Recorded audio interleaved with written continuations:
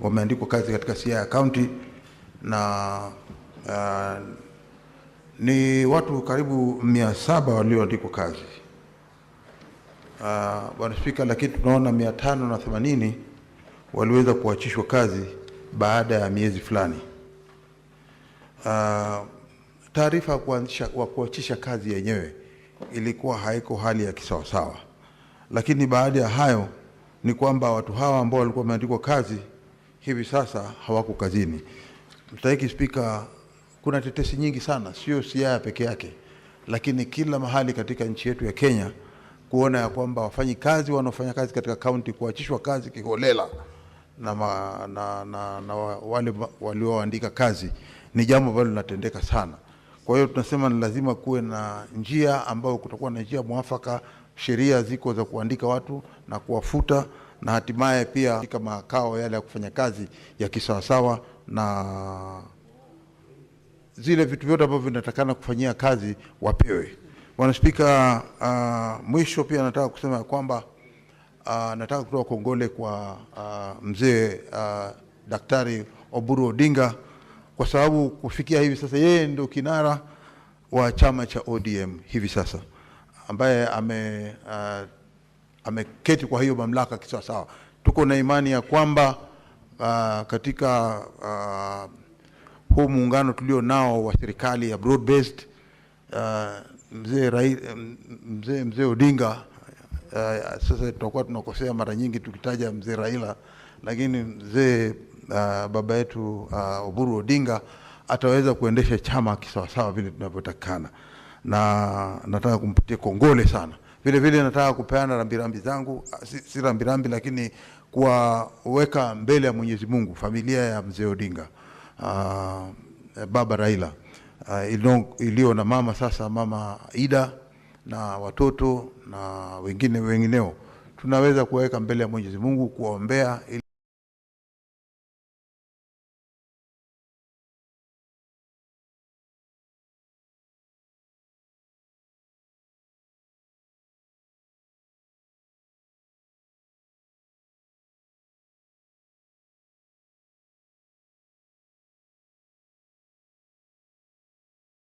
Mwenyezi Mungu awapatie faraja.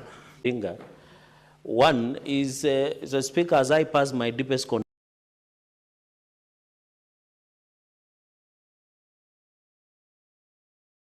condolences to the families that have lost their loved ones. There is a section of police officers who are rogue, that they must have returns of killing Kenyans through taxpayers' bullets.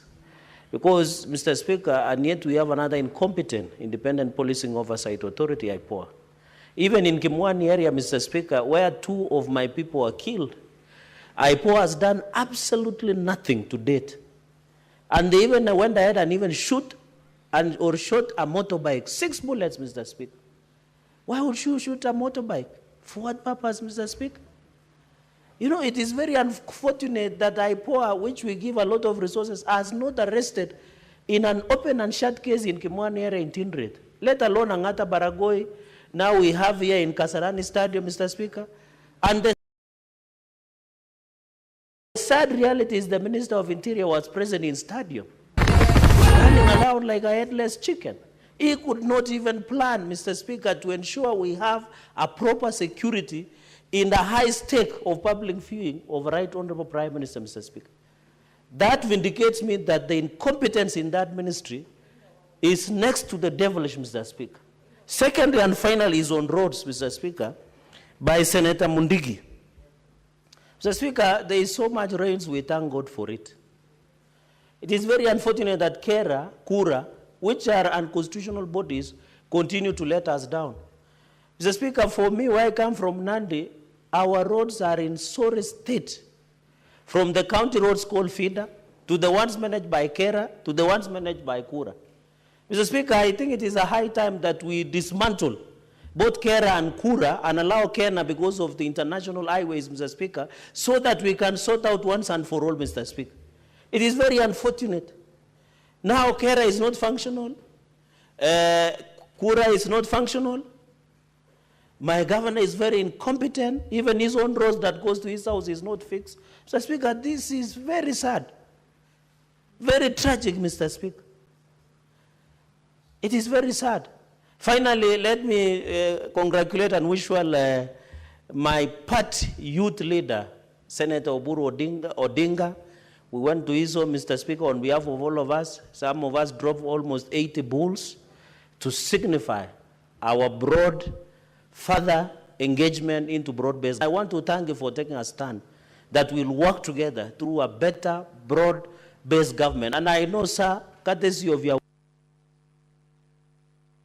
Senator Mwenyehaji Faki. Senator Faki. Asante ya kuweza kuchangia taarifa kuhusiana na kupoteza kwa maisha kwa waombolezaji siku ambapo mwenda zake kiongozi wa chama chetu cha ODM Raila Amolo Odinga alipoletwa katika uwanja wa Kasarani. Mheshimiwa Spika, ilikuwa na masikitiko kwamba tuliweza kupoteza watu siku ile ambayo ilikuwa ni siku kubwa ya huzuni kwa nchi yetu ya Kenya. Mheshimiwa Spika, japokuwa hatuwezi kuwawekea kidole cha lawama polisi, lakini ni wazi kwamba walikuwa hawajakuwa tayari kuweza kukabiliana na ile siku ilivyokuwa imekuja kwa sababu ya mambo yalivyokuwa kwa siku hiyo. Mheshimiwa Spika, ikumbukwe kwamba ilikuwa ni mambo ya ghafla, kwa hivyo sidhani kama walikuwa wameweza kujiandaa, lakini vyovyote vile ni kwamba tuliweza kupoteza watu katika hali ambazo si za kisawasawa kisheria. Mheshimiwa Spika, kwa hivyo ipo haja ya polisi wetu kupewa mafunzo ambayo yataweza kuwasaidia kukabiliana na mambo kama haya kwa siku za usoni, kwa sababu tumeona kwamba kuna mapungufu katika vile ambavyo waliweza kujipanga na kuweza kutekeleza ile shughuli ambayo ilikuwa pale. Mheshimiwa Spika, pia nichukue fursa hii kutoa rambirambi zangu kwa familia ya mwenda zake Raila Amolo Odinga ikiongozwa na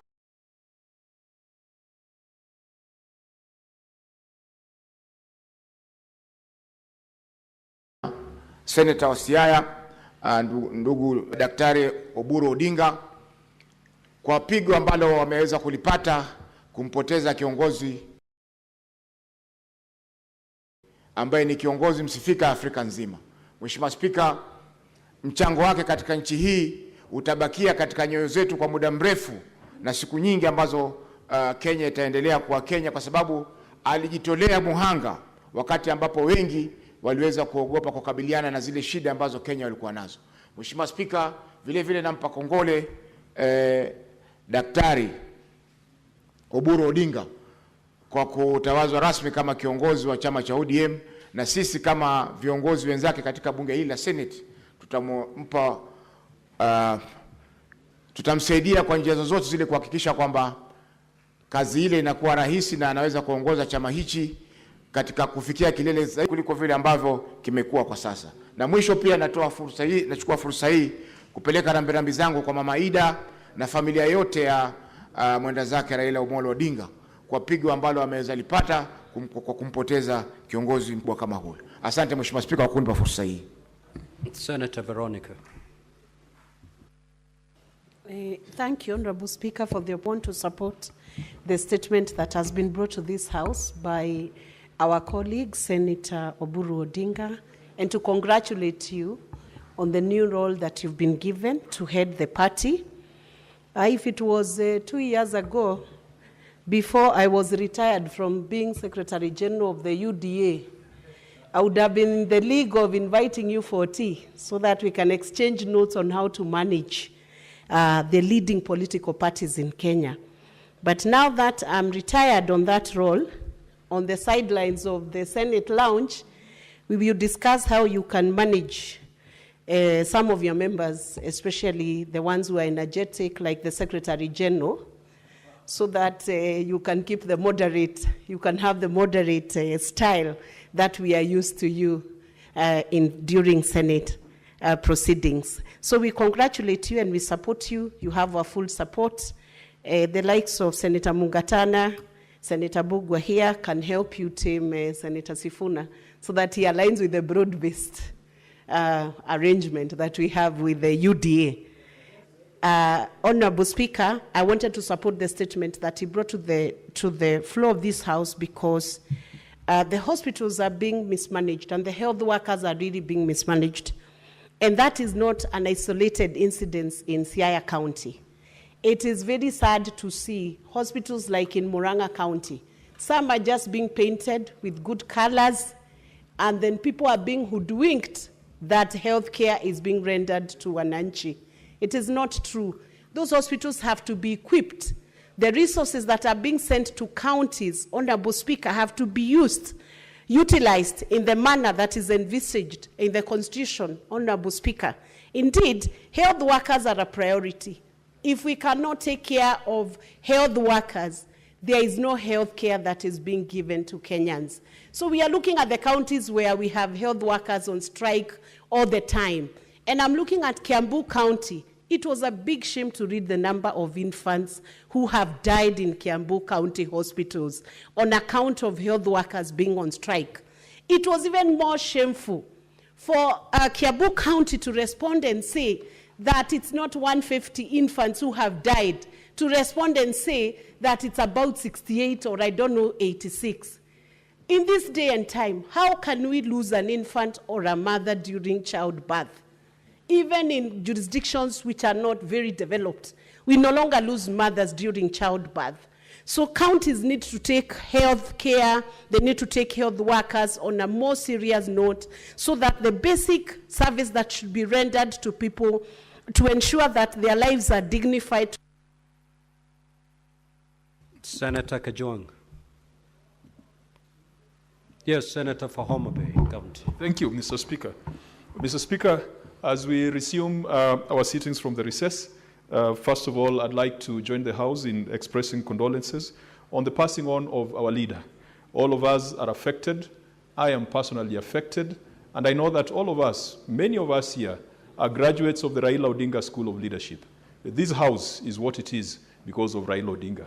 And Mr. Speaker, I want to urge that the last address that Raila Odinga made in this chamber, perhaps that could be publicized, because I would call it a manifesto on how to run this country. He spoke about everything. He spoke about devolution, he spoke about the Constitution, he spoke about the state of politics. If we can share that conversation with the world, that could be a conversation that shapes the kind of decisions we take going forward. I also rise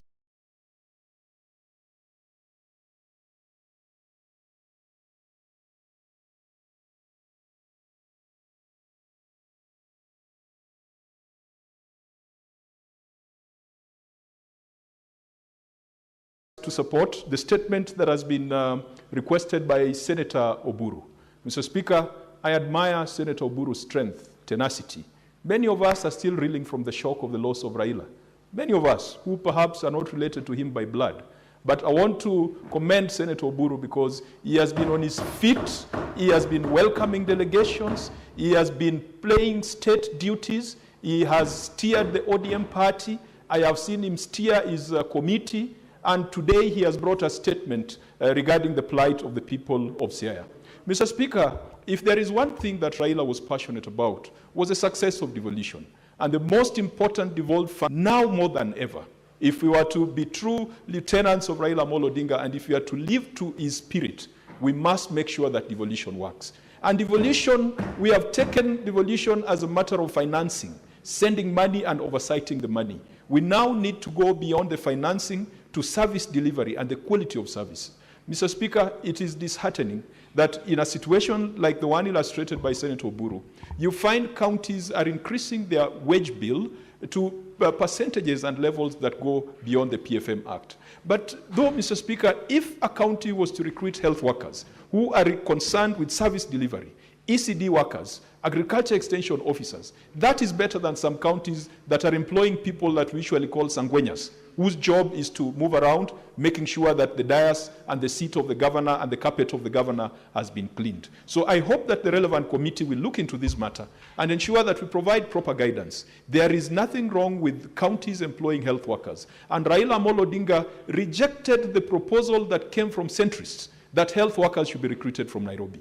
I support that position, but for us to make sure that we validate that position, our governors must take things seriously. Mr. Speaker, Raila Odinga has left us orphans, but he has not left us badly. He has left us with a Senate. He has left us with devolution. He has left us with a... Senator Mungatana. Thank you, Mr. Speaker, for giving me the floor. Mr. Speaker, I wanted to comment on the statement on the deaths that occurred the day the Honorable Raila Odinga was brought to Nairobi. Mr. Speaker,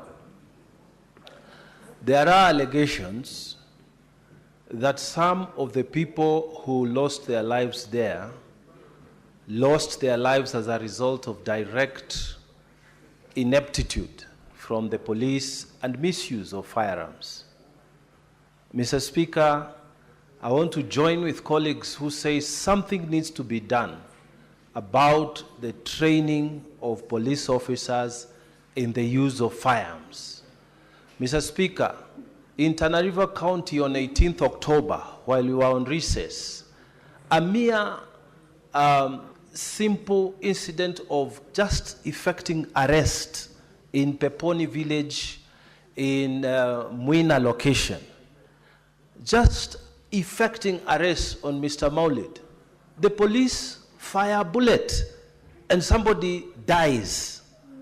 I mean, you are two officers and you have gone to arrest. Why would someone die under such circumstances and a bullet is found there? Mr. Speaker, there is a problem. Our police officers are handling firearms and something needs to be done. I want to take the floor also to say the DCI must act quickly on that particular case in Mwina. And the IPOA must also do something quickly, because the people of Tana River are also asking the question, what is happening to our police officers? How can you kill someone when you have set out to just effect an arrest? How do you do that, Mr. Speaker? So, Mr. Speaker, I want to join with those who say something needs to be done about police officers and how they are mishandling firearms. I thank you, Mr. Speaker. Senator Olekina. Thank you, Mr. Speaker. Mr. Speaker, I rise to contribute on this statement by the youth leader, the now acting chairperson, party leader of my party. Mr. Speaker, this statement is quite troubling in the sense that we as representatives here expect to make it easy for people who go to school to be employed. But we find ourselves in a situation where our parents have sold everything, their cows, they sell their land, so that they can send young people to be able to go and learn on how to become doctors. Then a county government employs them, but not really employs them, absorbs them as interns, 580 of them. And then after some time, they are told you've been employed, you've worked without being paid anything. Now you can go out there. Why should we then be pushing for people to go to school? Yet once they graduate from school, they don't get any jobs. Mr. Speaker, this is a statement that should make us think. The distinguished senator from Siaya has really awoken a spirit in me that says that we have to figure out whether we maintain counties as just employment hubs, or whether we now figure out on where to get money to be able to employ these 580 people. And this comes down to the budget of this country. Mr. Speaker, what I would like the Labour Committee to also investigate when they are looking at this committee, this statement brought by the youth leader, is whether that county budgeted anything for interns, and whether the national government, the amount of money that is kept in the Ministry of Health, because their budget of the Ministry of Health is almost 5 times the amount of money that goes to about 6 counties in this country. So we need to have a balance. So if you investigate those two, that is the only way we are going to get answers. If we cannot get answers, then we better not tell people to go to school and stay at home without being employed. Healthcare is important. but also our own personal welfare. The welfare of the young men who are in the streets jobless is also equally important. You cannot tell me take my kid to school, and then when that kid graduates from school, they are tarmacking like a person who has never gone to school. You know, this is a balance that we have to create. So, Mr. Speaker, I support this statement.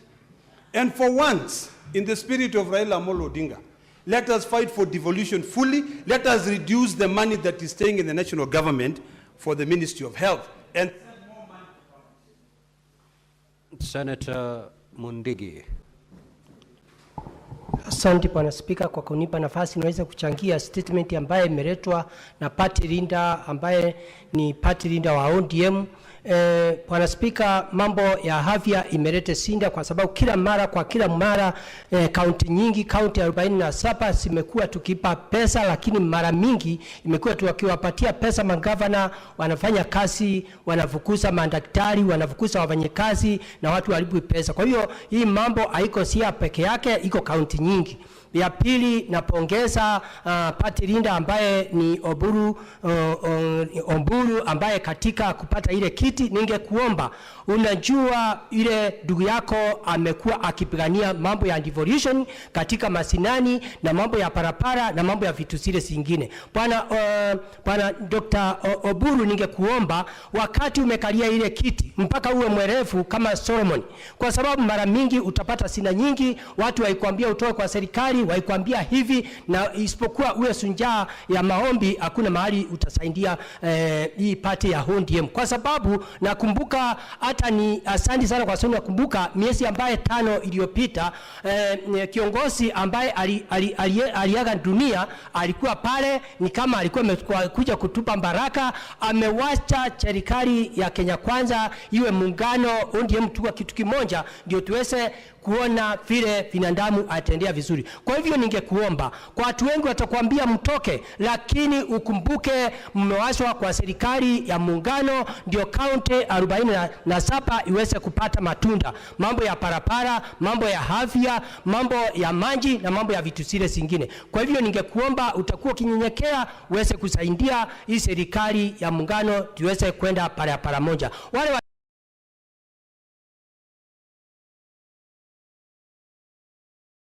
and the Public Appointments County Assemblies Approval Act and for connected purposes.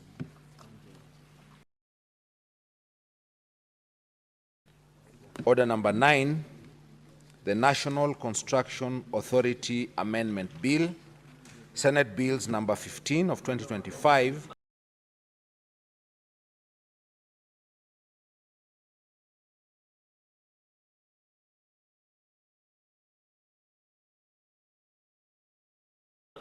First reading.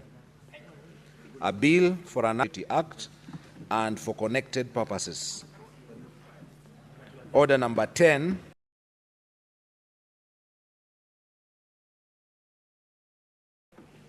The Agriculture Produce Minimum Guaranteed Returns Bill, Senate Bills number 17 of 2025, first reading. A bill for an act of parliament to support agriculture production by providing a framework for ensuring minimum guaranteed returns in counties and for connected purposes.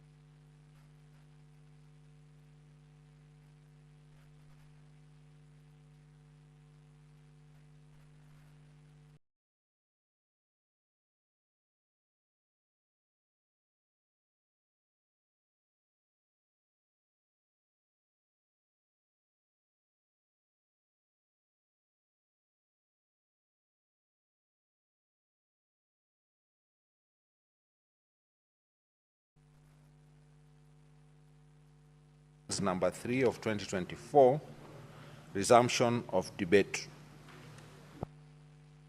Now, when debate was interrupted on Wednesday, 8th of October 2025, the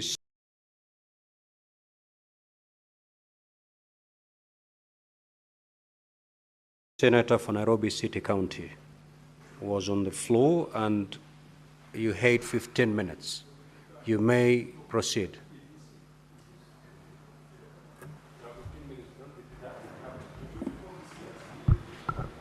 Yeah, Honorable Speaker, I remember that debate that was happening in Busia. I wish to forfeit my remaining time because I think the points that I wanted to make on that particular bill had been made. Thank you, Honorable Speaker. Senator Aaron Cheriot, the Senate Majority Leader.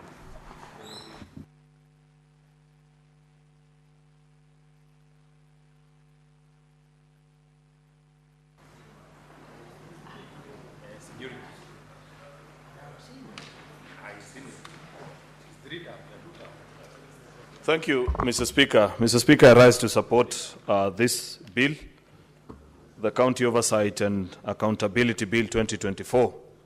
Mr. Speaker, this is an act of Parliament. The bill is drafted by Senator Ledamo Lekina, if I'm not mistaken, Mr. Speaker. I had read parts of it, actually jointly with Senator Kisang. I had read the objects, actually, Mr. Speaker, of the bill, and I found the memorandum quite interesting. If you read, Mr. Speaker, it says that this bill provides for us a legal framework for effective oversight of county governments by the Senate. And I'd wish that the long-serving, I'm not sure if it is suffering, but serving, chairman of the County Public Accounts Committee, Senator Moses Kajwang, can listen. Because I'll say a few things about oversight responsibility on individual counties and why I feel that perhaps there is need for a change in approach, Mr. Speaker, on how we carry out that particular mandate. But I congratulate these two colleagues of mine who have taken time to read the 2010 Constitution and appreciate, Mr. Speaker, that as a Senate we've been tasked with the responsibility of oversighting national revenue that is allocated to county governments. Moreover, under the concept of devolution and principles of public finance, the input of the public is required in all. This bill provides a mechanism on how to oversight over county budgets and therefore gives effect to the powers of our founding constitutional article, Mr. Speaker, which is Article 96 of our Constitution, 174 and 201 as well. The three most distinct and prideful placed constitutional articles to us as senators, Mr. Speaker. Therefore, this bill handles preliminary matters, which includes the guiding principle that guides senatorial oversight. Mr. Speaker, there have been debates in this House. If you read the records of this House over the years, Senator Mazayo, who's one of the longest-serving colleagues in this House, Mr. Speaker, will tell you that positions have shifted and members are prevaricated depending on the position that I hold. There are governors that I watch nowadays, Mr. Speaker, and hear their thoughts about the Senate and its duties. And I recall the things I used to hear them say on this floor when they were senators, Mr. Speaker. There are also equally senators that I hear on this floor, Mr. Speaker, because we've now gone full circle, Mr. Speaker. I think all that is left now, Mr. Speaker, is for a senator to be an MCA. Otherwise, though actually, if you, that has happened actually, Mr. Speaker, because I've remembered our departed colleague, Senator Godliver Omondi, who served with us in this House, but went ahead to serve in the subsequent session as a member of the County Assembly in Vihiga County, elected on the ODM party. Therefore, Mr. Speaker, we have all gone full circle. We have senators who've served as MCAs, MCAs who've gone ahead to serve as governors, governors who've been senators, and us who previously served as senators, Mr. Speaker. And therefore, the point that I was trying to make, Mr. Speaker, is that we need not vary our positions on this issue of Senate oversight, depending on where we presently serve. That has been the tragedy of devolution. There are people who held very radical views when they were in this House, Mr. Speaker. But the minute they crossed over either to the County Assembly or to serve as their colleagues in this House today who have served, and I'm not talking about you, Mr. Speaker, but other colleagues here in this House, Mr. Speaker, who've served as governors. And I know the things they used to say back then and what is their present position with regards to senatorial oversight. We need this bill, Mr. Speaker, to enable us actually set a framework that will transcend time, Mr. Speaker, so that it will not be a personal position, that the rules that apply today for an individual when they are serving as a senator or when they are serving as an MCA will still serve the tomorrow as they are governors. Left on its own, Mr. Speaker, we've left it for senators actually to make their own independent decision on how they coexist with the county governments of the respective counties where they come from. Therefore, we've seen it all, Mr. Speaker. Senators who try and be BFFs with their governors, then they had a fantastic fallout and say explosive things about each other, or those that are adversarial from day one to the last, like my good friend Senator Cherargei and his governor, or any others that I can think about, Mr. Speaker, who perhaps have never shared a common position on anything, Mr. Speaker. This will help vary such conditions and ensure that there is a framework which, if you execute and follow through as a senator, nobody can accuse you, Mr. Speaker, that either you're harboring ambitions or, Mr. Speaker, perhaps there is anything personal to the job that you do. The work of a senator is extremely difficult. If you speak and speak boldly about issues that are going on in your county, many a times you'd be accused of carrying a personal agenda actually against the county government, Mr. Speaker. If you keep quiet again, Mr. Speaker, you'd be accused that you're eating together with the county governor, Mr. Speaker. Therefore, it's not a very enviable position to be a senator in this republic. And it is for want of good laws such as this, Mr. Speaker, that we've left ourselves exposed and open. There are certain things that are being proposed in this bill, which I shall be speaking about in the next few minutes, Mr. Speaker, that help me appreciate and say that if we were to set this in law, Mr. Speaker, then tomorrow, when I carry out that particular mandate, nobody will accuse me that I have a personal agenda against my governor. Nobody will say Senator Ledama wants to unseat Governor Patrick Ntutu, and therefore he's speaking about the things he speaks about in Narok County, Mr. Speaker. It will be known that the senator is simply doing their damn job, Mr. Speaker, which is the one thing that we have struggled with in the last 3 cycles that this House has existed, Mr. Speaker. Therefore, I want to appreciate first the thought that has gone to this, Senator Ledama and Senator Kisang, and say that this is such an urgent bill, colleagues, that I hope we can finish with debating it, and tomorrow, Mr. Speaker, we can finish the second reading, and before we break for the long recess at the end of this 4th session, we need to have sent this bill to the National Assembly, Mr. Speaker, because it will be a travesty, Mr. Speaker, of all odds, if we succeed, Mr. Speaker, or fail, rather actually, to pass such bills that make our work better and leave ourselves to open interpretation of what citizens think about us. I did a Senate Oversight Conference, for example, Mr. Speaker, in my county, early this year, actually, mid of this year.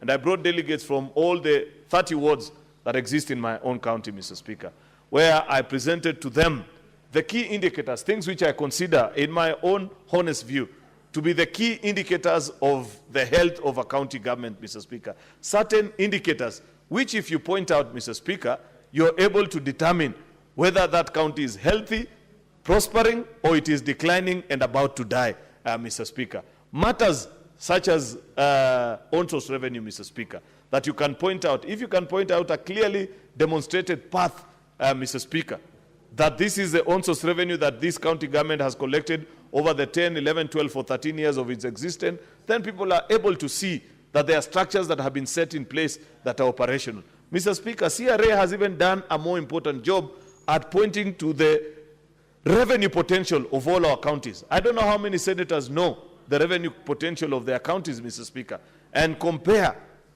with the index, Mr. Speaker, of the performance vis-a-vis the potential, Mr. Speaker. That needs to be an indicator for which we measure the performance of the individual county governments, Mr. Speaker. It needs not just be a figure. Mr. Speaker, and you know, in these days of SHA, thanks to SHA, Mr. Speaker, many county governors are actually combining the facility improvement fee together with on-source revenue that they have generated to appear as if they have collected significant amount of funds, Mr. Speaker. And therefore, that's why you're seeing a flashy figure everywhere. that, oh, Vihiga for the first time has collected, I don't know, $1 billion or this, without disclosing, actually, Mr. Speaker, that 70% of that money is treatment that has been rendered to citizens of that county. In fact, Mr. Speaker, the Cabinet Secretary for Health is coming here tomorrow. I'll be waiting for him to know, because I have asked him both in private and in public, that help these houses appreciate how much compensation is, Mr. Speaker, individually, so that we are able to distinguish the amounts that are being reported as on-source revenue, Mr. Speaker, by our county governments from the health facilities, Mr. Speaker, and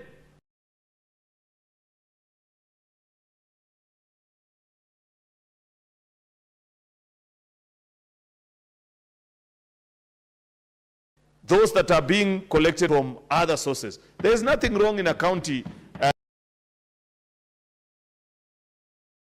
receiving significant amounts of money from SHA and other insurance, Mr. Speaker, because it's a pointer that your hospitals are actually functional and people are seeking services in those facilities. Therefore, it should not be interpreted to mean that I have anything against county governments. In fact, that is a dream of SHA, Mr. Speaker, to make sure that we have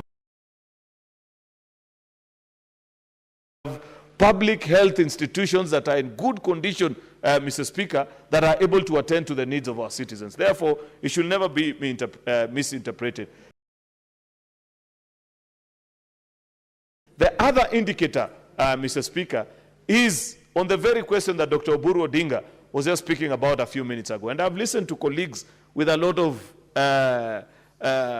concern, because, Mr. Speaker, we cannot turn counties to be employment bureaus. I disagree with colleagues who continue to push in this house and say, oh, hey, this number of people, you need to increase. At the end of the day, finance is about figures. Most of public finance. It's not a romantic story that you tell and say, I have employed 10,000 people.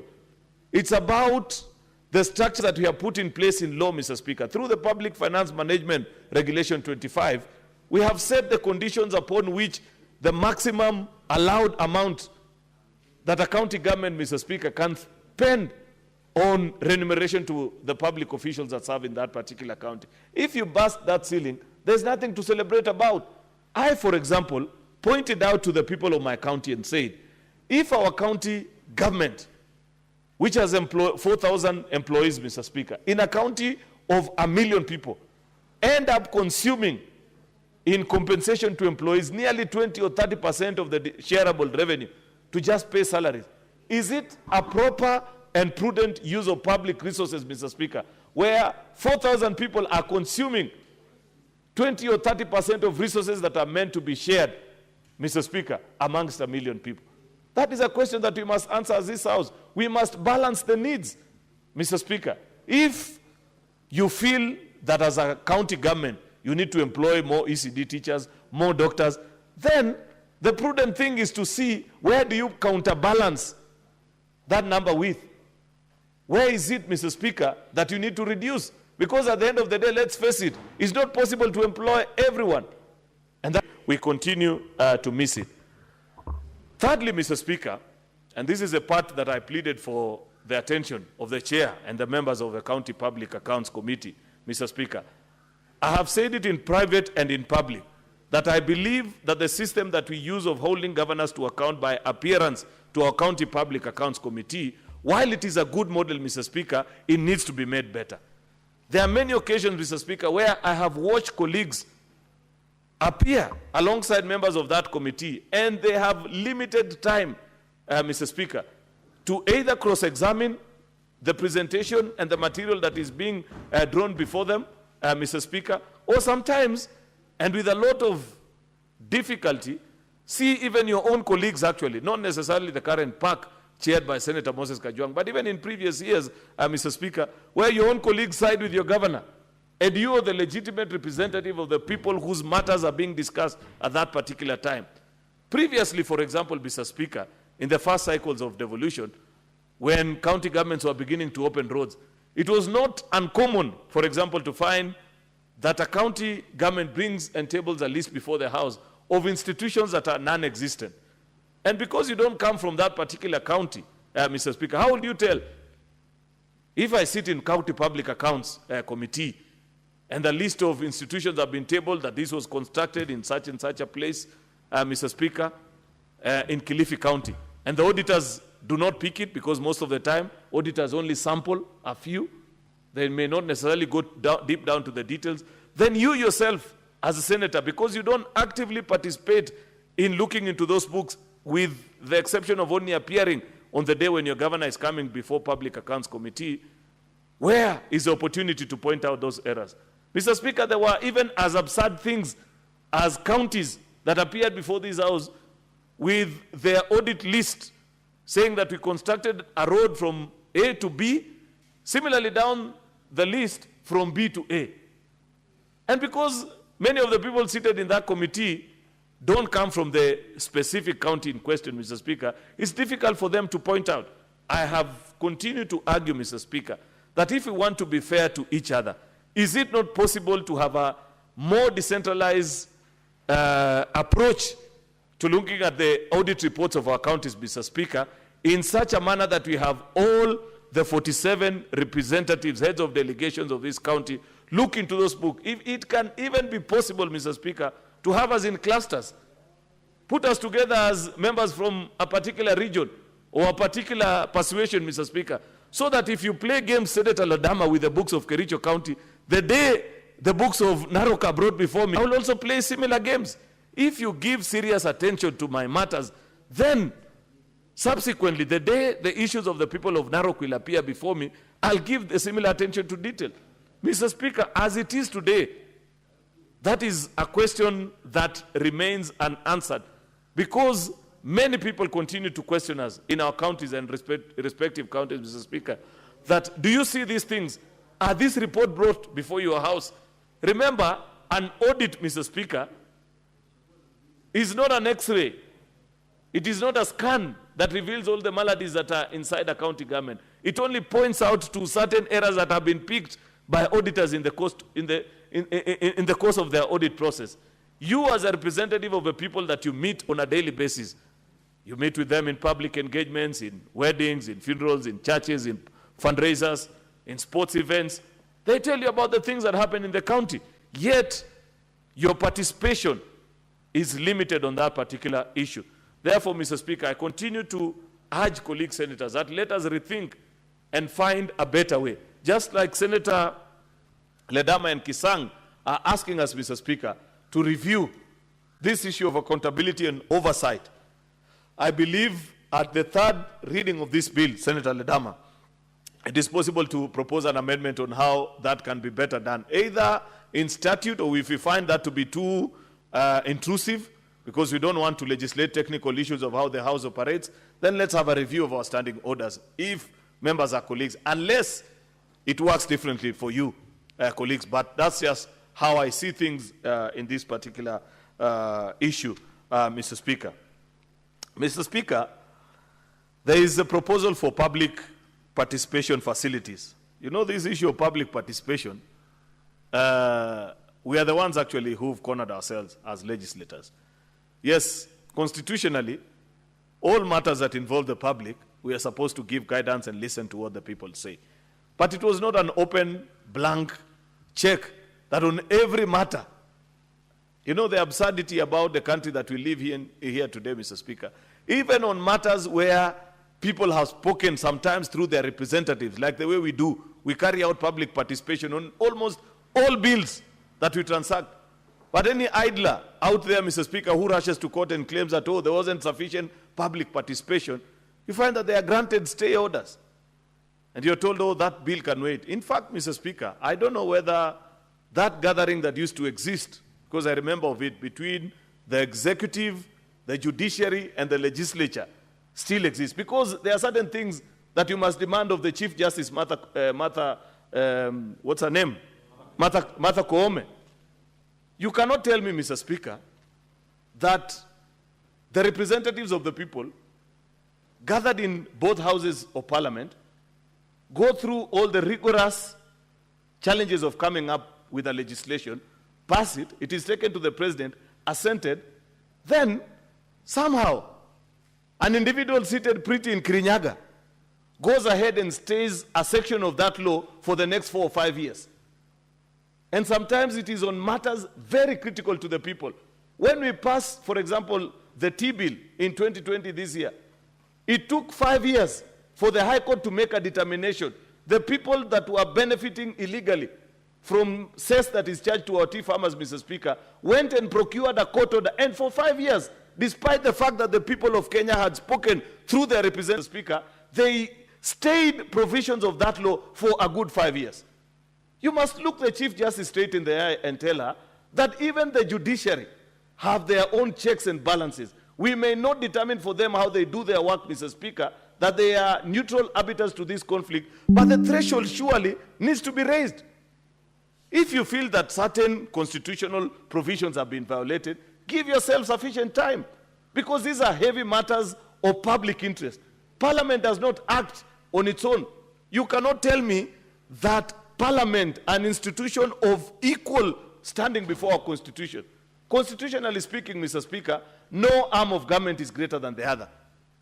You cannot say the executive is greater than the judiciary or judiciary is greater than Parliament. Once a matter has been treated and has gone through all the procedures of one arm of government, the judicial restraint, Mr. Speaker, must be exercised when looking on those particular matters. It cannot be, Mr. Speaker, that it is easier to procure and just ensure that you have a stay order against a certain provision of law that exists in perpetuity, 4 years, 5 years, 3 years. I wish, Mr. Speaker, number one, and the most absurd thing about these orders is that they are issued ex parte. Parliament doesn't even know that somebody has raised a complaint. Some of the issues that are being canvassed in those rulings have been canvassed, for example, in courts of similar standing, Mr. Speaker. Case in point, the cybersecurity law last week. You remember what happened in 2019.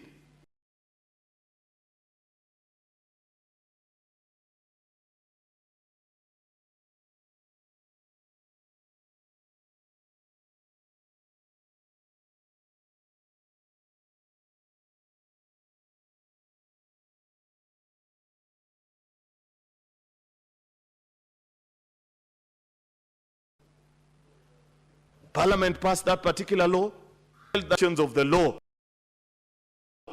What is the standard upon which, Mr. Speaker, a court of law can stay provisions of law that have gone through a parliamentary process, and for how long, Mr. Speaker?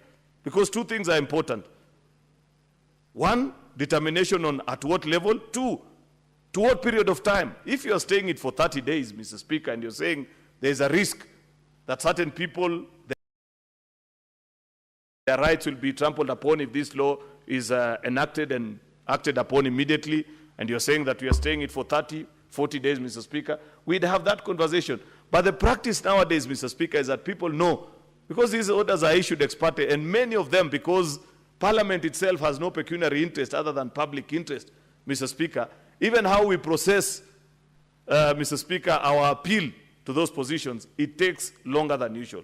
I don't want to spend a lot of time on that particular matter, because it was not the main reason why I rose to speak about this bill.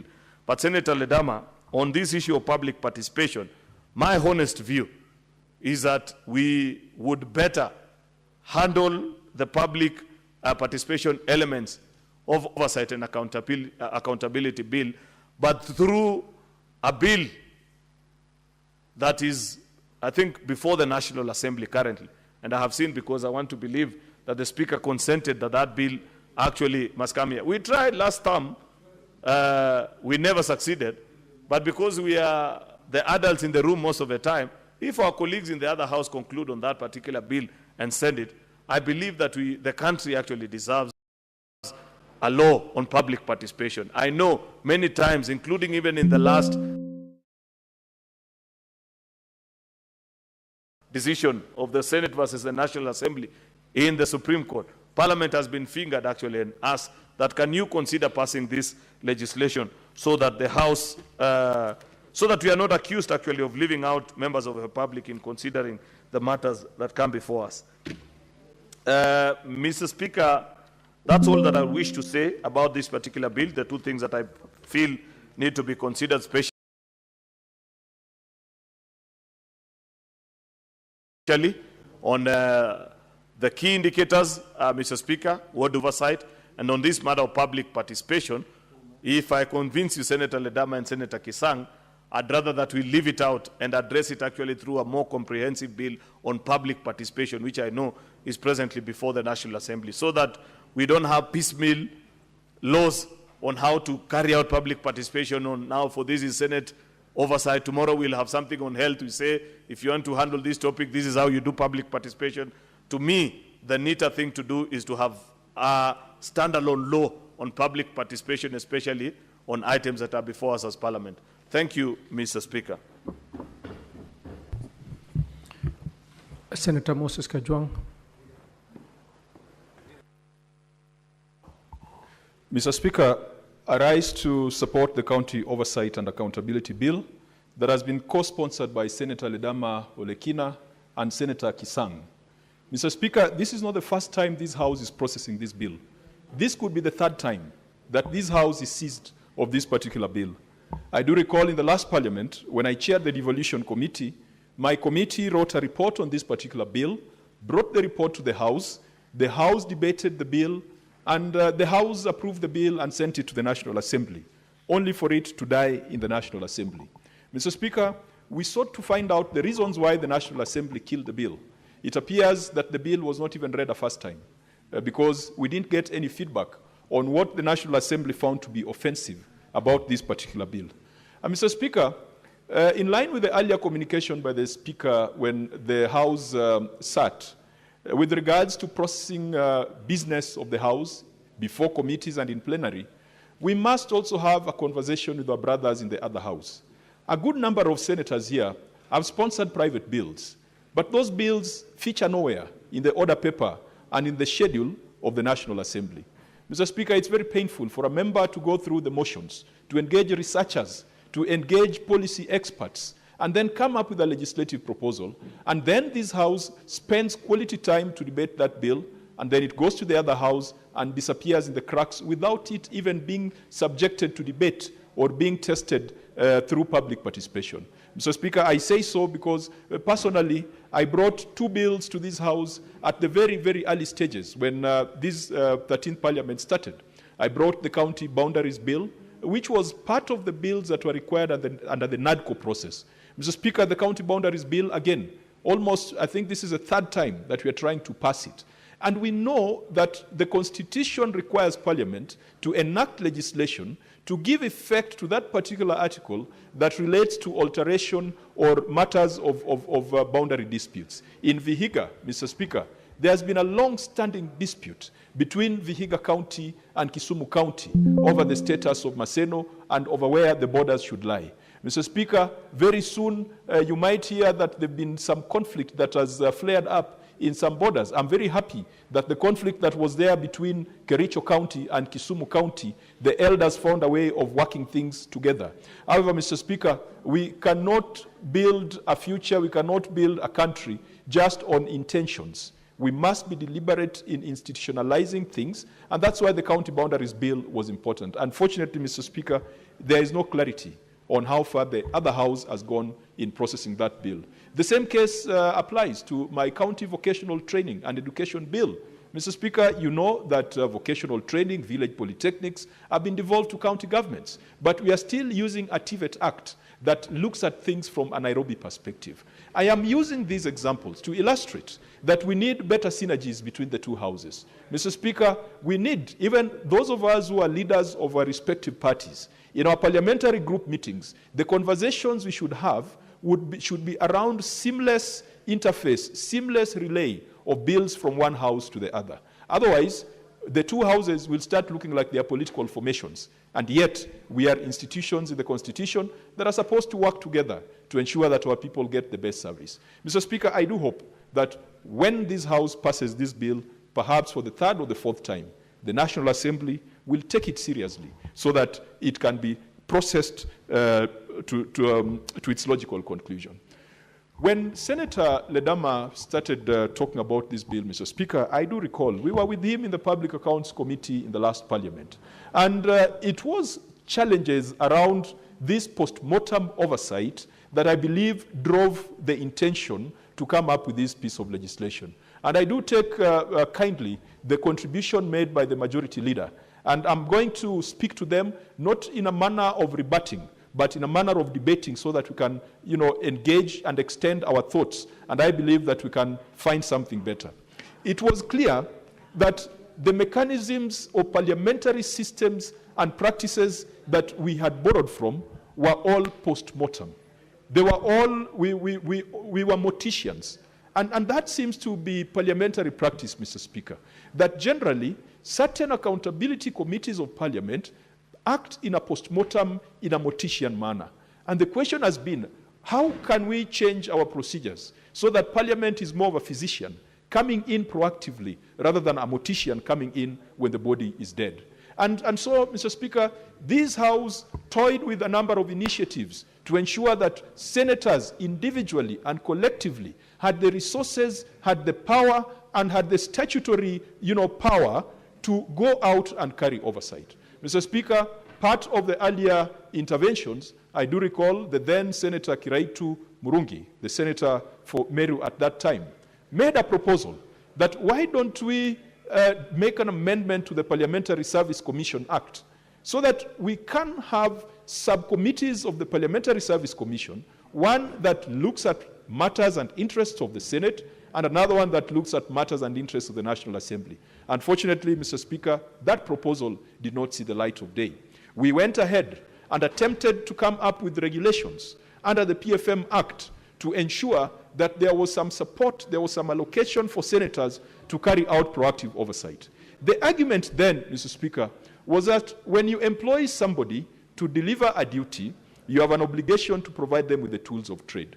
You cannot employ a teacher, expect the teacher to teach your children, and expect the same teacher to buy the chalk that they're going to use to teach those children. And so that was the argument that over a long period of time gave rise to the Senate Oversight Fund. Mr. Speaker, I want to congratulate our colleagues who sit in the Parliamentary Service Commission and the leadership of this House that ultimately, even though the figures are not sufficient, but ultimately we now have certain resources that can enable senators to carry out proactive oversight. What I want to request Senator Ledama and Senator Kisang is that the oversight fund and arrangements came after you had thought through this piece of legislation. Is there a way you can tie the current reality to your original intentions so that as much as this is an oversight and accountability bill, it ties neatly with the oversight arrangements that currently exist in the Senate? I think that is something that can be done, and amendments can be proposed at the next stage of reading.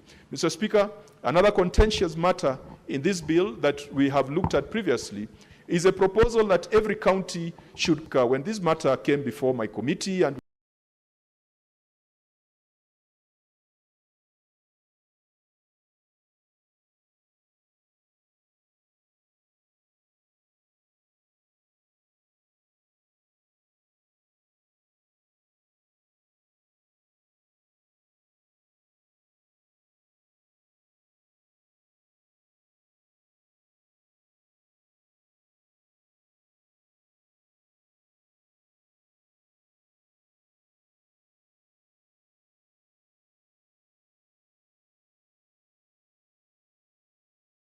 we are doing public participation on it, and happy to sit in a church. In some areas, people would be happy to sit in a CDF hall, and so making it mandatory for every in a CDF hall, and so making it mandatory for every county.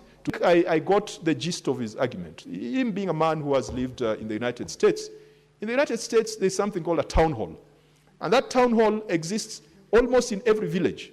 In fact, the model of administration in many of the areas where we are drawing our version of civilization from, you would find that every local community, there would be a church, there would be a post office, there would be a town hall, of course there would be a school, of course there would be a hospital, and if it was British, there would be a pub.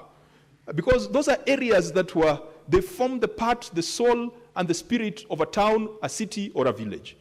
And so perhaps what Senator Ledama is advancing is that we must have the equivalence of town halls public spaces that are not owned by anybody but owned by the same members of public, which then can be used as impartial fora and impartial places for public participation. If that is the intention, Mr. Speaker, I do support that we must make sure that our counties, there's a town hall in every county, and to the greatest extent possible, we provide facilities at the ward level. Of course, we must also ask ourselves the question whether we have built enough hospitals, we have built enough ECD centers, whether we have built enough youth polytechnics, and some of these public participation facilities perhaps can be located or situated within some of these facilities. Mr. Speaker, on the issue of oversight, and the majority leader has given his manifesto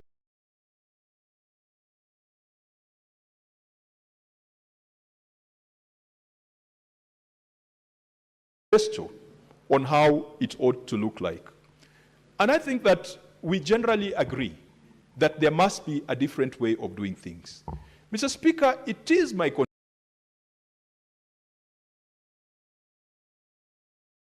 conviction that every member of this House is involved in oversight in one way or the other, because every member of this House belongs to one committee or the other. Mr. Speaker, if you belong to the Agriculture Committee, you should be able to ask questions around agricultural policies and practices. If you belong to the Education Committee, you should be able to raise questions on ECD implementation and the state of youth polytechnics in your respective counties. If you belong to the Roads Committee and all the other committees. So, Mr. Speaker, it is not only the public accounts and the public investment committees that carry out oversight. In fact, Mr. Speaker, our mandate is extremely limited because our mandate is post-mortem. And it is not post-mortem by standing order. It is post-mortem by constitution, by Public Audit Act, by parliamentary practice and parliamentary tradition. I want to challenge the chairs of the other committees in this House. Please do not be afraid. I have seen committees like the Roads Committee demanding accountability on utilization of the Roads Maintenance Levy Fund. We did that in the last parliament, and governors ran to court to stop us.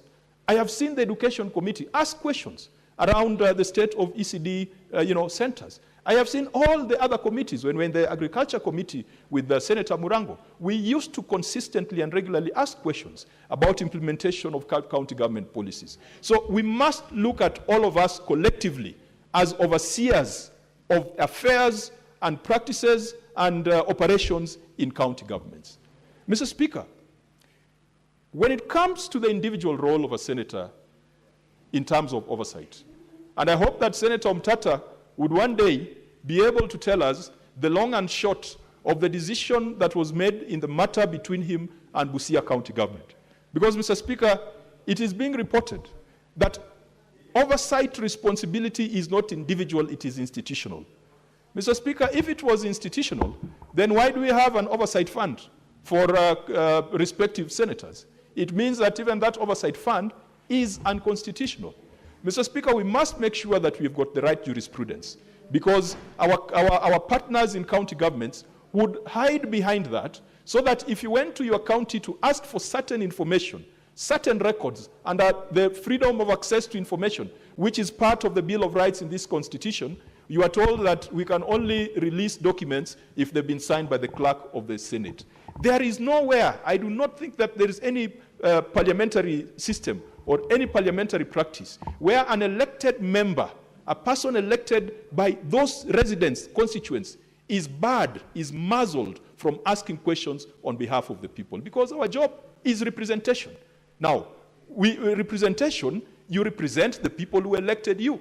Of course, when you come to the Senate, you represent the entire nation, but you've got a primary responsibility to represent the people who elected you, and that means you must ask questions. So, Mr. Speaker, we need to make sure that, and earlier on, I'd already commended our two colleagues who are in the Parliamentary Service Commission, the ones who are consulting Senator Mogeni and Senator Joyce Korir, that at the end of the, at least we finally saw a little bit of resources for the Senate Oversight Fund. But we need to be more innovative to ensure that more of the money goes into activities that make sense in the eyes of our people, rather than into consultancies and into administrative and bureaucratic expenses that then reduce whatever is available for a senator to be able to walk around.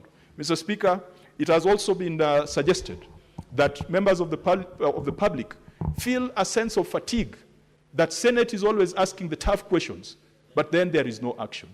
Mr. Speaker, it is for this reason we invited the EACC step of the ODPP, saying that in many cases they are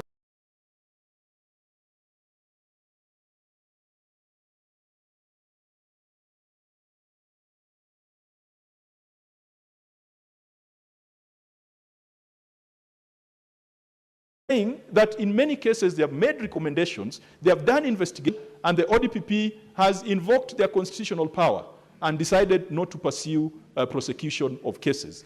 And in some cases, Mr. Speaker, the ODPP initiates prosecution and along the way drops prosecution, does a null prosecution, and you see the Constitution gives them that power. However, Mr. Speaker, we were informed by Senior Counsel Okongo Mogeni that under the ODPP Act, Parliament has the power to demand a report on any matter from the Office of the Director of Public Prosecution.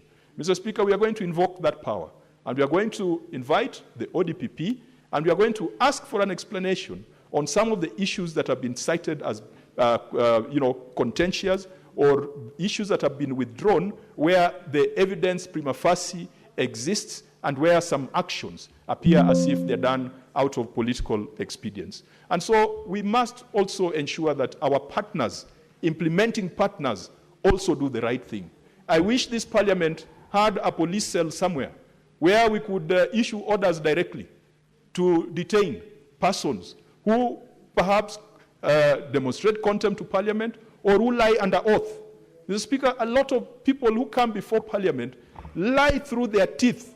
I remember one governor launching a county headquarters and sitting on the chair and starting operations. And when he came before my committee, under oath, he swore that facility is not working. And yet, we had information in the public domain to that effect.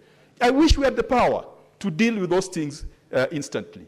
I wish that the amendments by Senator Osotsi could see the light of day so that we can strengthen the penalties and the consequences of non-cooperation or contempt of Parliament or lying before Parliament. Mr. Speaker, I conclude by recommending that this House passes this bill, but let us also not forget to strengthen our small brothers in the counties called the county assemblies.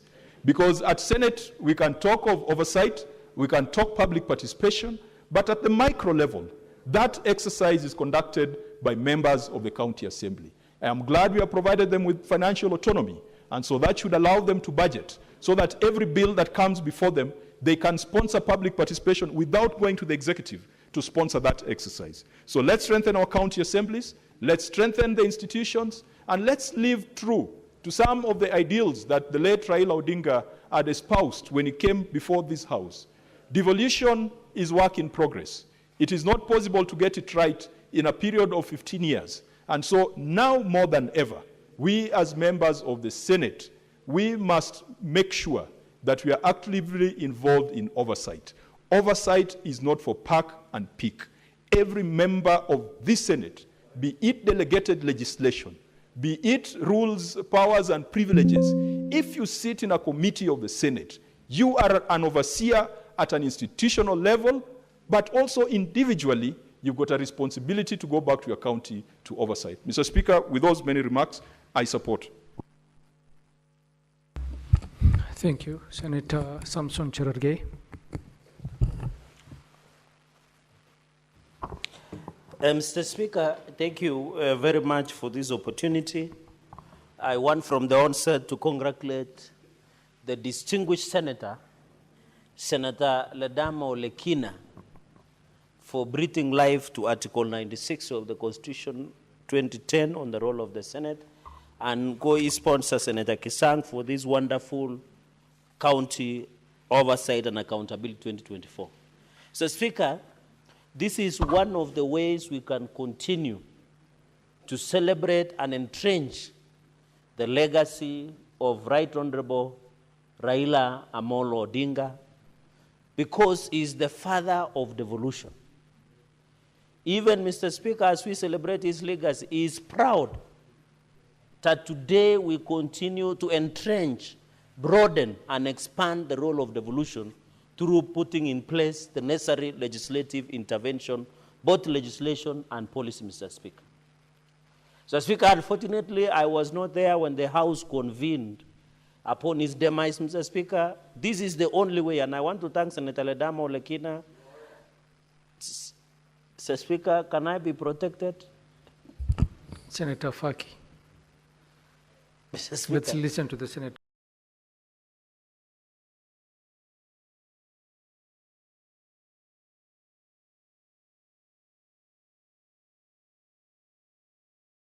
In silence. Yes, proceed. This is the only way the legacy of Baba Raila Amolo Odinga can live on. Let us envisage, let us protect devolution, Mr. Speaker. I know the Constitution 2010 is to ensure things works in Garissa. Baba will only be remembered, Mr. Speaker, when water is available in Garissa town. Baba will only be remembered, Mr. Speaker, when there is drugs in Kapsabet County Referral Hospital. Baba will only be remembered, Mr. Speaker, when the roads are passable in Vihiga County, where the ODM deputy party leader comes from. Baba will only be happy, Mr. Speaker, when potato will be processed, the commercial crop from Nyandarua, Mr. Speaker. He will only be happy when we expand and develop, Mr. Speaker. Mr. Speaker, I celebrate Senator Ledama for this wonderful legislation. I hope we can breathe life. Mr. Speaker, the issue of oversight in counties has been reduced to political competition. We need to give it life, Mr. Speaker. We need to give it life. Mr. Speaker, I'm mentioning devolution because Raila Amolo Odinga, Mr. Speaker, was the father of devolution. I know he fought for human rights. He fought for rule of law, Mr. Speaker. He fought against police brutality. There was a statement that was brought today, Mr. Speaker. Mr. Speaker, as I speak today, no rogue police officer has been arrested for the killings of more than 3 people in Kimwani area in Nandi County and scores that were injured, Mr. Speaker. Even during the day here in Kasarani, Mr. Speaker, and I hope the National Security Committee, I'm not seeing any member, should fast track, Mr. Speaker, and call out IPOA for not doing their job, Mr. Speaker. So I want to say we celebrate him for many things: devolution, rule of law, against police brutality, Mr. Speaker, against the abuses of human rights. These are the laws that can give opportunity, Mr. Speaker. He fought for the space, political space. That's why you find Senator Okongo Mugeni can speak and undermine the president wherever he is, because that space was fought by the president, Mr. Speaker. What's your point of order, Senator oversight. Mugeni?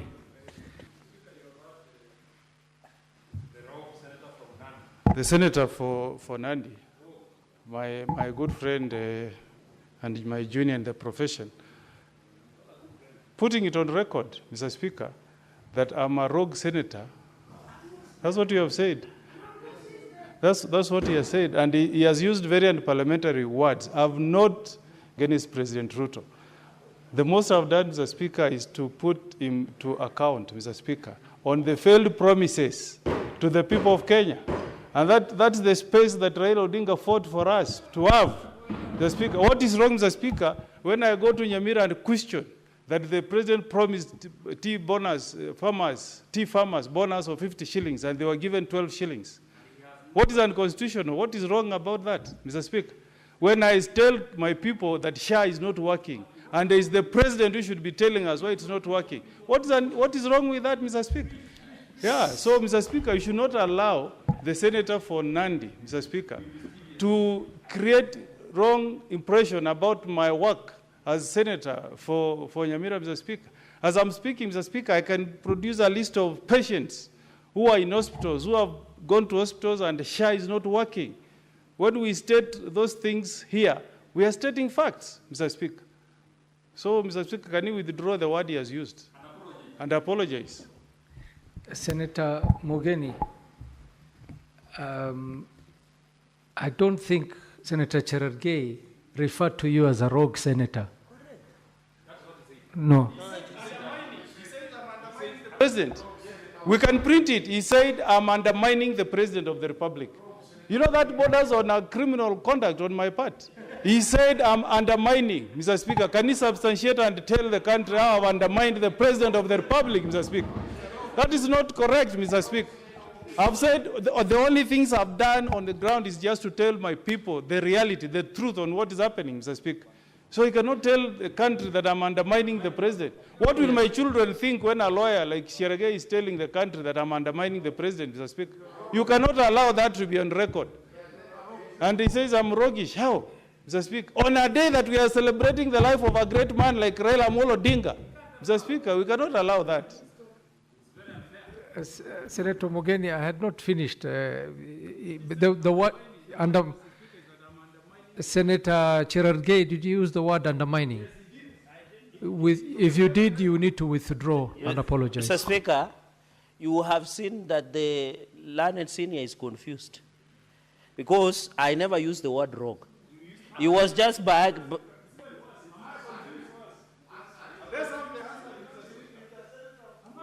No, Mr. Speaker. Mr. Speaker. Mr. Speaker, can I be protected? You know, I heard him. I heard him when he was speaking. Can I be protected? Can I be protected? Senator. Can I substitute? Senator Cherargei. Yeah. Mr. Speaker. Okay. Let me rephrase by saying he is misleading the House. Withdraw, confused, the word confused. And withdraw undermining the president. But, Mr. Speaker, if we draw English words, what will be speaking on the floor? Mr. Speaker, let me say the following. I have said I have used the word misleading. Misleading. I have withdrawn, Senator. I have withdrawn. I have withdrawn. You know what interesting thing, Mr. Speaker, is he was just walking behind you, he didn't listen. So I want to call upon colleagues to listen to what I'm saying. Just listen. Even the issue of T-bonuses, we are with you. But we are saying, I was just explaining, Mr. Speaker, and I'm happy, Mr. Speaker, you are an active listener. I was saying the space that people like Senator Omogeni Senior Council are enjoying is courtesy of Baba Raila Odinga. He expanded the space. That is why you can call out anybody at any given time, regardless of who they are, Mr. Speaker. So, Mr. Speaker, that is why I was arguing that the fact that devolution, Mr. Speaker, and I request that I should be heard in silence, that, Mr. Speaker, I don't know what is wrong with Senator Metu. He's a heckler like his party leader. Senator Methu, let the senator be heard. Order. Order, Senator. Proceed, Cherargei. The party leader, DCP, party leader, Mr. Speaker. So, Mr. Speaker, I was saying even the issue of police brutality, it was unfortunate that we lost lives, Mr. Speaker. And you know this, you saw the Minister of Interior and the police running like headless chicken within Kasarani Stadium. And they had one pencil, Mr. Speaker, a trouser called pencil, Mr. Speaker. We are Kalenjins, we know how to dress. I saw a content creator saying we don't know how to dress. Some of us are good at dressers, like our Luo brothers, Mr. Speaker. We normally know how to dress smartly. Mr. Speaker, like Senator Moses Kajwang.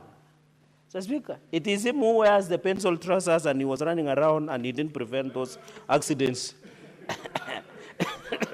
No, Mr. Speaker, I'm saying there was a content creator that was accusing someone that they have worn pencil trousers. I'm saying we are smartly dressed. We know how to dress like our Luo brothers. It's only one person who was running around in the stadium who was wearing pencil trousers, Mr. Speaker, and it was very unfortunate. Mr. Speaker, the second point I want to drive home. What is your point of order, Senator Joyce? Yeah, thank you very much, Honorable Speaker.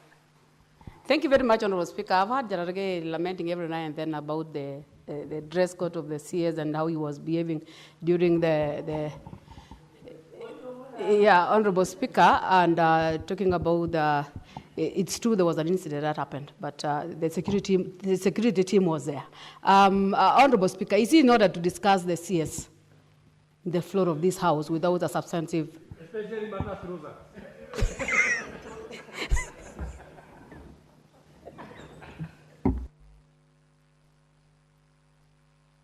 Senator Methu, order. Order, Senator Methu. You were not on a point of order. Senator Cherargei, could you please stop implying about individuals who are not in this House to defend themselves? Just proceed to make your submissions. Mr. Speaker, I remember you are ruling very well at Standing Order 103 on contents of speech. I didn't mention any name. I suspect the senator of the distinguished nominated senator from Bomet might have been in Chebalungu Forest. And then he realized he just came out from nowhere and started saying that I was discussing an individual, Mr. Speaker. Mr. Speaker, that is why I wanted to say the following on this bill. What's Mr. your point Speaker? of order, Senator Joyce? Honorable Speaker, I think Cherargei is going astray in terms of articulating his issues. Honorable Speaker, it's known by even the paper class peoples in this country that the CS of security is who in this country. So you cannot lament, and even the TikTok, yeah, is known, it was referred to who. So is he not the Honorable Speaker? Even referring me that I've been in the bush, Honorable Speaker. Are we in the bush or we are in the Senate sitting, Honorable Speaker? Senator Faki, what is your point of order? Thank you, Mr. Speaker. I heard Senator Joyce quoting TikTok. Is TikTok an authentic reference in this House?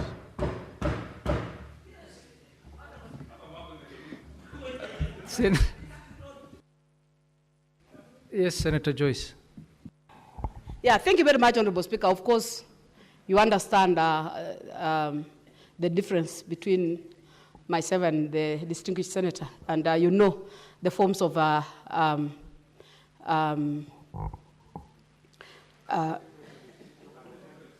is asking the forms of communication that you can use.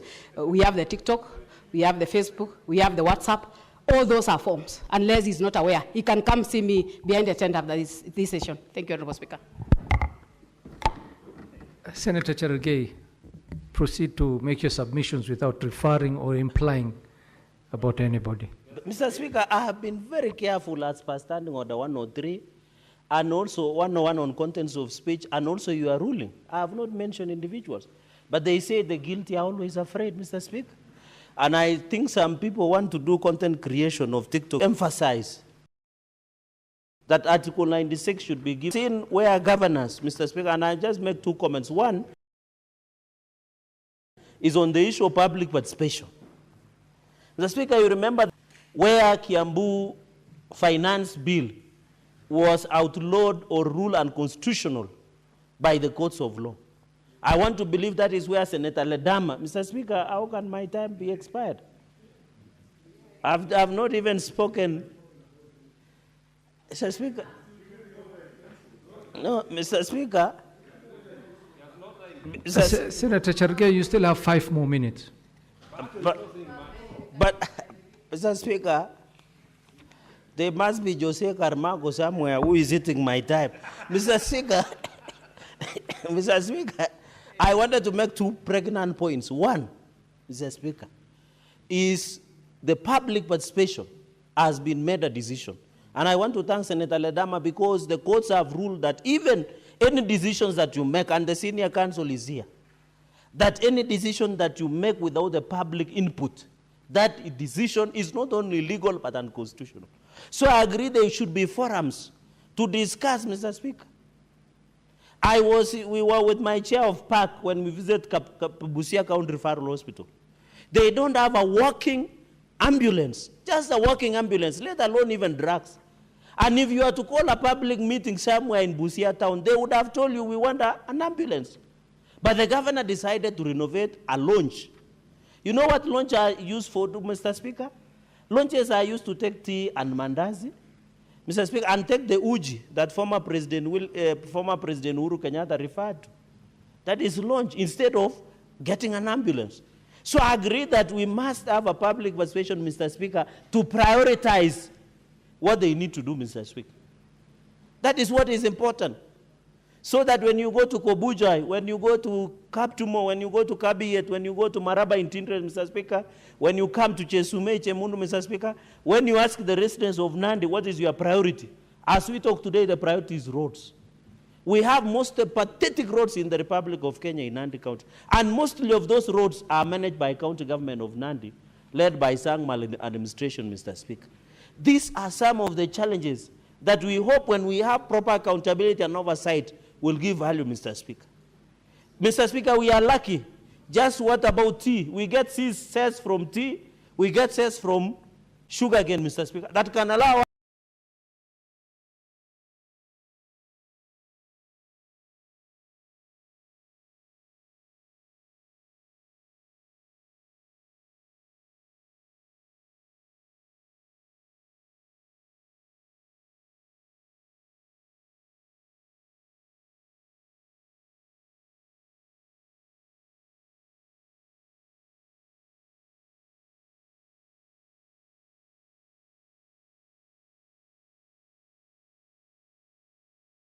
us to fix our roads, Mr. Speaker. We must agree that as a country, we need proper public participation.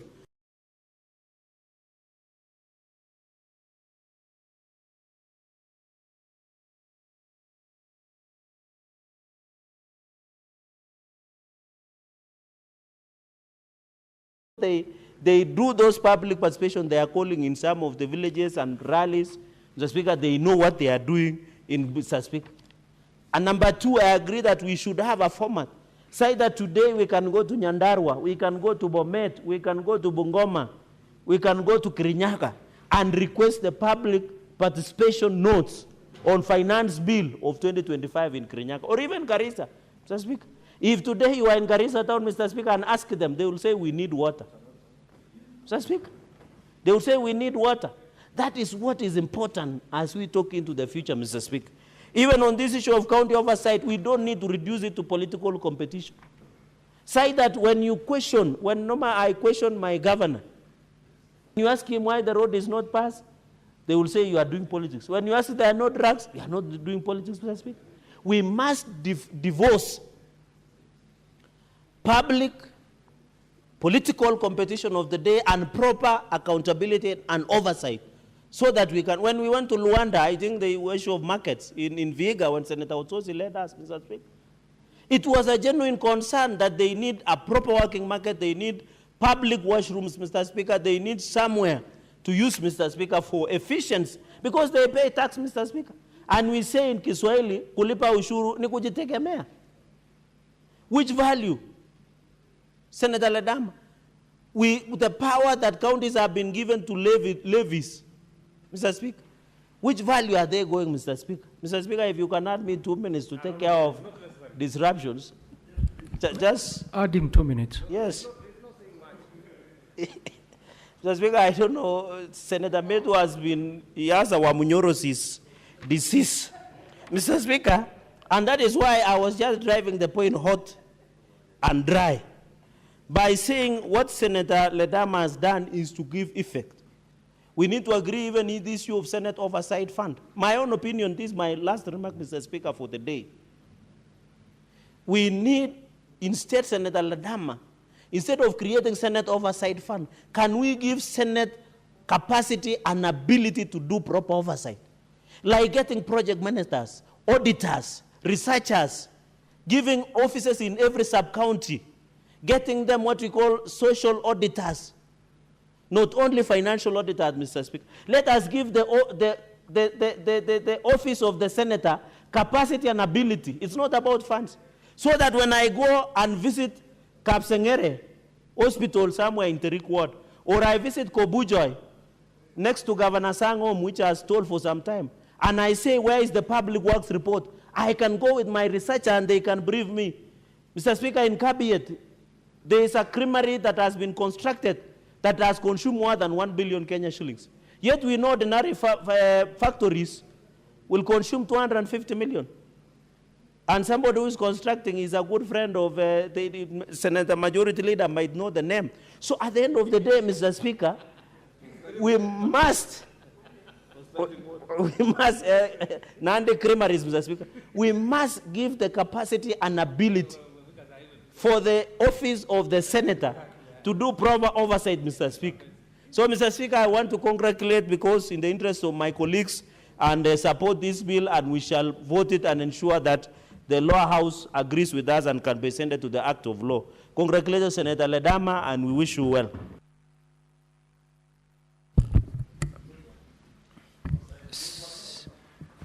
Senator Mungatana is not here. Senator John Metho.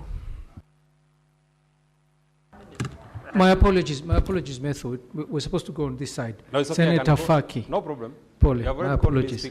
No, my apologies. No, I can speak, then Faki will come. Let Faki speak, then you'll speak. You'll speak next.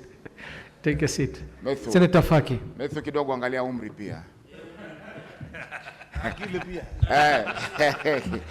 Asante Mheshimiwa Spika kwa kunipa fursa hii kuchangia mswada wa sheria ya oversight ambayo imeletwa bungeni na Seneta Ledama Olekina ambaye ni kiranja wetu katika upande wa walio wachache, Seneta Kisang, Seneta wa Gatuzi la Elgeyo Marakwet. Mheshimiwa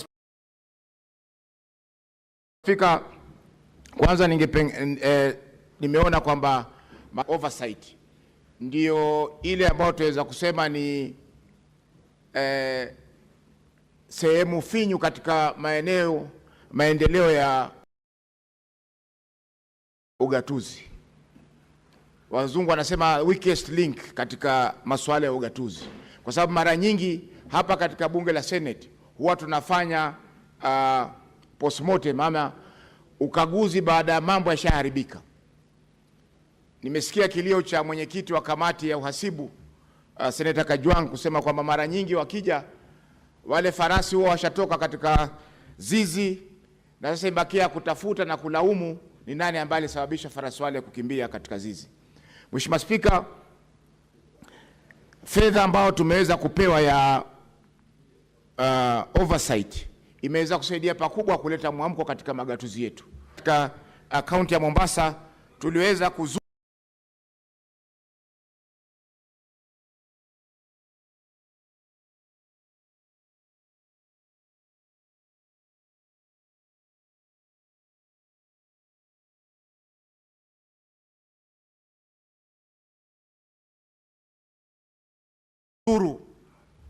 wodi zote 30 na tukafanya, lakini ukifika katika wote ambao wameweza kufanyika. Mheshimiwa Spika, hivi sasa tunavyosema ni kuwa hata County Assembly ya Mombasa imeweza pia kushika nguvu na kuweza kuamka kuanza kuuliza maswali magumu ambayo serikali ya county inapaswa kujibu. Kwa mfano, Mheshimiwa Spika, hivi majuzi kamati ya mazingira ya Assembly ya Mombasa wameweza kumuita waziri wa maji na mazingira kuweza kueleza mipango ambao wamefanya, hata wakatoa zabuni ya bilioni 17 kuhusiana na masuala ya takataka katika eneo la Mombasa. Mheshimiwa Spika, hiyo hapo nyuma ilikuwa haiwezekani kwa sababu mara nyingi wabunge wa bunge la county ni wanyonge kwa sababu wanategemea county government iweze kuwapa miradi, inategemea county government iweze kuwasaidia kwa mambo madogo. Hivyo basi kujaza ama kutoa maoni kuhusiana na yale yanayofanyika katika serikali zile za county inakuwa ni vigumu. Kwa Mheshimiwa Spika, sheria hii itaweza kutoa nafasi ya masuala ya ugatuzi ili kwa oversight ili kuhakikisha kwamba ugatuzi unafaulu katika nchi yetu ya Kenya. Mheshimiwa Spika, tukiangalia katika masuala ya kila nyanja, kwa mfano kamati yangu ya ardhi hivi sasa inaangalia masuala ya floka.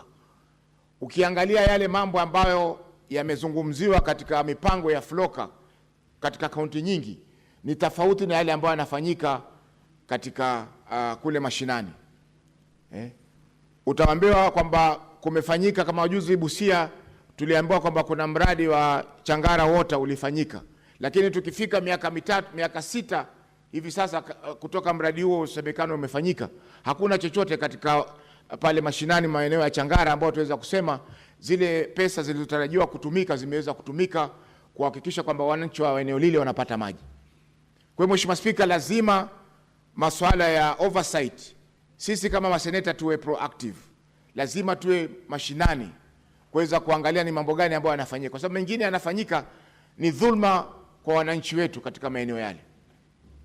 Mheshimiwa Spika, ukiangalia masuala ya uajiri, juzi Mombasa imeajiri wafanyakazi 628,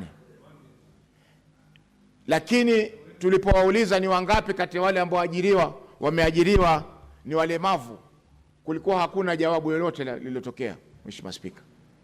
Na vile vile utapata kwamba mara nyingi magatuzi zetu hizi serikali za kaunti zinaongeza makadirio yao ya ile on source revenue, zile pesa ambazo wanaokota katika maeneo yao wanaziongeza. Kwa mfano kama walio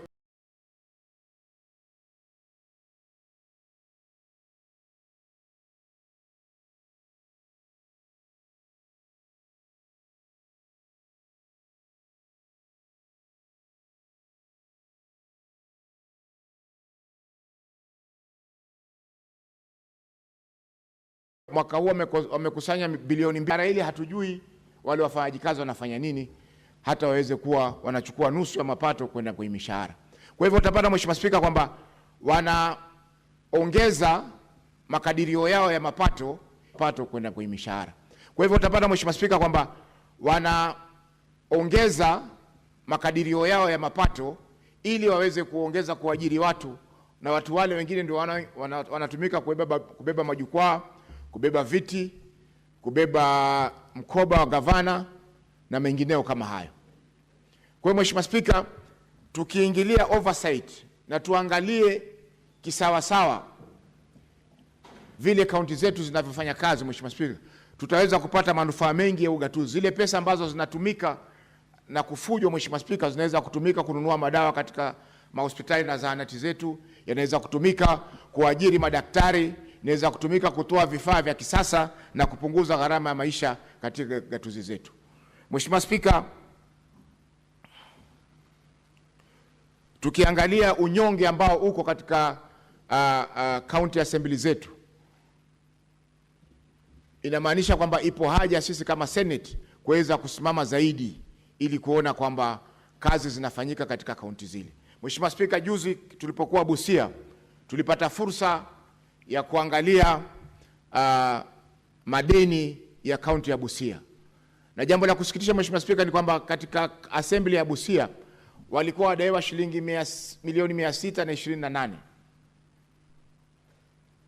kufikia tarehe 30 mwezi Juni mwaka huu. Hesabu hiyo Mheshimiwa Spika ni karibu ni 80% ya yale mapato yao ambao wanatakana kupata kila mwaka. Sasa tuangalie Mheshimiwa Spika, pesa hizi zitaweza kulipwa vipi? Nitachukua miaka mingapi kuweza kukamilika kule, kwa sababu wanachopata hakizidi milioni 800, lakini madeni ni milioni 628.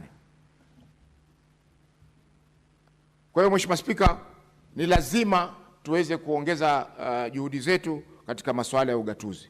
Jambo la pili Mheshimiwa Spika ni kwamba mambo ya kuhusisha umma. Nimesikitishwa na malalamiko ya kiongozi wa wengi kwamba mahakama zinaingilia kazi ya bunge. Lakini Mheshimiwa Spika, mahakama zina haki ya kuamua sheria kulingana na katiba. Iwapo kuna ushahidi kwamba bunge la kitaifa liliweza kufanya ushirikishi wa umma, waweza kupeleka mahakamani na mahakama itaweza kuondoa amri zozote ambazo zimeweza kutolewa ambazo kwa sasa zinazuia sheria ile kutumika. Lakini Mheshimiwa Spika, haiwezekani kwamba sheria imepitishwa na sheria ile basi iwe haiwezi kukosolewa kwa njia yoyote. Tunajua saa nyingine bunge linaweza kupitisha sheria, wengine wakasema sisi hatujui, kama juzi tuliona katika vyombo vya habari baadhi ya wabunge wakisema kwamba sisi hatukuona sheria hiyo. Kama mheshimiwa Kisali yule women rep wa Kitui alisema kwamba hakuona hiyo sheria katika bunge la kitaifa ikipelekwa. Kwa mheshimiwa Spika, ni mambo ambayo yanaweza kutendeka, ndio maana mahakama ziko pale kuweza kuona kwamba zinaamua haki baina ya taasisi za serikali na vile vile baina ya wananchi kwa wananchi, wapo wana mizozo yao wenyewe ya kibiashara ama ya kifamilia. Kwa mheshimiwa Spika, hii sheria ya ushirikishi umma ni muhimu sana katika nini yetu, kwa sababu mambo mengi sasa ni katiba inasema kwamba chochote kitakachofanyika, sheria yote ambayo itapitishwa lazima ipitie ushirikishi wa umma. Kwa hivyo lazima tuwe na sheria ambayo inaweza kutoa mwongozo kuhusiana na yale ambayo yanatakana kufanyika katika ushirikishi wa umma. Mahakama hivi juzi zimeweza kusema kwamba chochote kitakachofanyika katika ushirikishi wa umma kinaweza kutosheleza. Lakini mheshimiwa Spika, ipo haja ya kuwa na sheria ya kimsingi, kwa sababu wakati kwa mfano tunazungumzia masuala ya uvuvi, masuala ya uvuvi, sheria inahusiana na masuala ya uvuvi kule Migori. Hatuwezi kuchukua sheria ile tuwapelekee wanaokuza mgokaa Embu ili waulizwe kama sheria ile itawaathiri kivipi. Ni lazima wale ambao wanashirikishwa kupitisha kuhusiana na sheria ile, wale ambao wanapitishwa lazima niwe ni watu ambao wale tunaweza kuita stakeholders, wale ambao wanadau, washikadau katika sekta ile, ili kuonekana kwamba ile sheria inaangalia kikamilifu yale masuala ambayo inatakana kuangalia kutokana na ushirikishi wa washikadau. Mheshimiwa Spika, kwa kumalizia, nichukue fursa hii kwamba ugatuzi utaweza kufanya kazi ikiwa kutakuwa na uwajibikaji na masuala ya accountability. Bila hivyo Mheshimiwa Spika, itakuwa kila mwaka fedha zinakwenda katika magatuzi yetu, fedha zile zinaishia mifukoni mwa magavana na mawaziri na matapeli wengine ambao wanafanya kazi katika kaunti zile. Mheshimiwa Spika, hiyo ni masikitiko na itakuwa ni kinyume cha ndoto ya mwenda zake Raila Amolo Odinga, ambaye yeye ndiye alikuwa baba wa ugatuzi katika nchi yetu ya Kenya. Asante Mheshimiwa Spika kwa kunipa fursa hii. Senator Methu.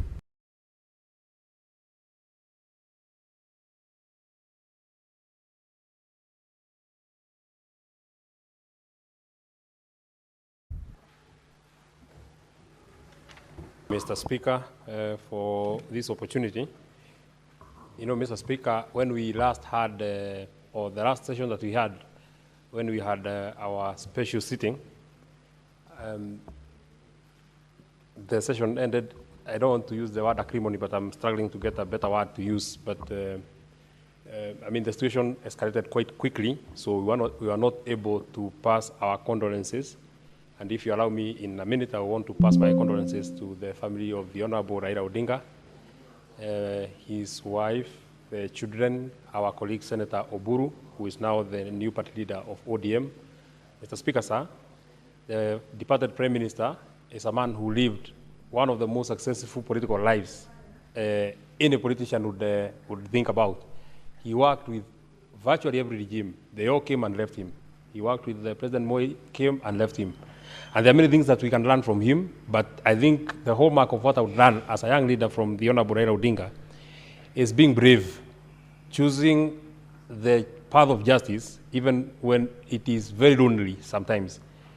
You do not have, and it was said in a book that I read called, I think, Half a Day, there's a, I don't remember really the title, but there's a man called Dr. Stockman who said, the quest for justice. So therefore, one of the most we can actually remember from the departed leader, Honorable Raila Odinga, is that when he voluntarily chose a very difficult thing, and it has not happened again. He chose to resign, go back, get another party, and go back to his people, and again in Langata in 1994.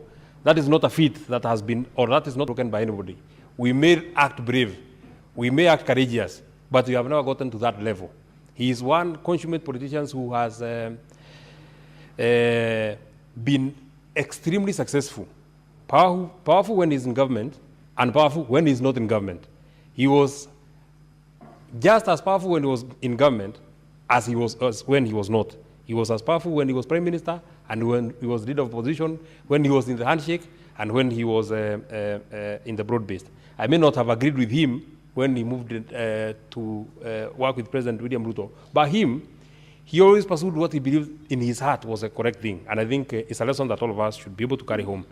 I want to congratulate Senator Redama, and by the way, in the spirit of honoring and remembering the life and time of our departed Prime Minister, one thing that we must also acknowledge and recognize is the kind of mentorship that he offered to young leaders. Mr. Speaker, Senator Redama is fairly a very young senator, not of course as young as I am, but he's fairly a young senator, and has been given quite a huge